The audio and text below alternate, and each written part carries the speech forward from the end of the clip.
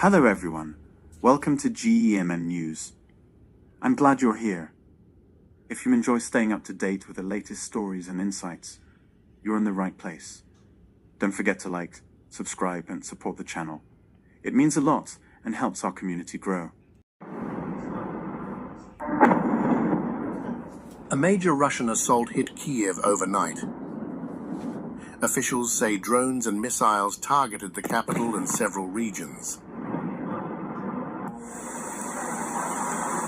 It triggered fires, injuries, and widespread damage, and for Kiev, the impact was visible across almost every district. Ukrainian authorities say around 430 drones and 18 missiles were used in the attack.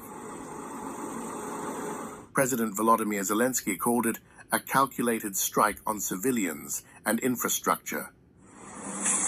At least 4 people have been reportedly killed. Nearly dozens more were injured. The strikes began after midnight on Friday. Sirens sounded across the capital. Moments later, explosions appeared over central Kiev. Gunfire lit up the sky. Fires spread in high-rise blocks. Windows were blown out. Residents were escorted out by firefighters as emergency crews moved rapidly through neighborhoods. More than 40 people were rescued from damaged buildings.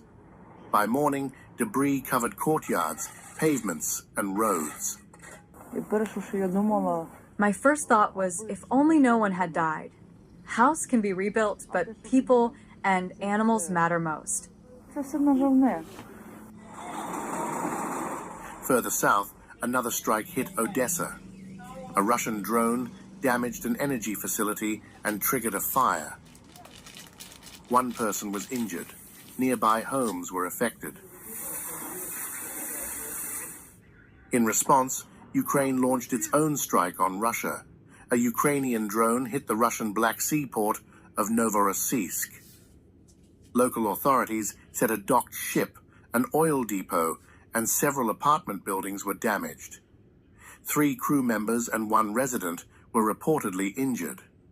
A state of emergency was declared, and shelters were opened for displaced residents. The latest attacks are part of a larger pattern.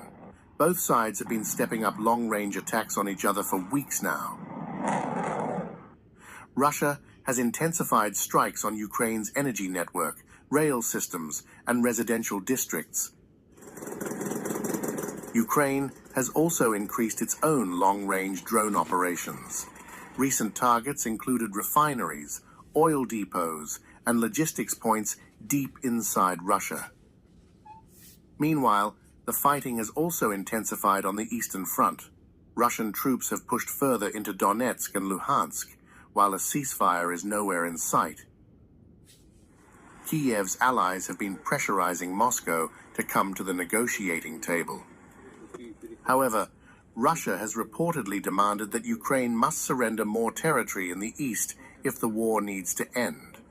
Kiev has said it would not accept those terms.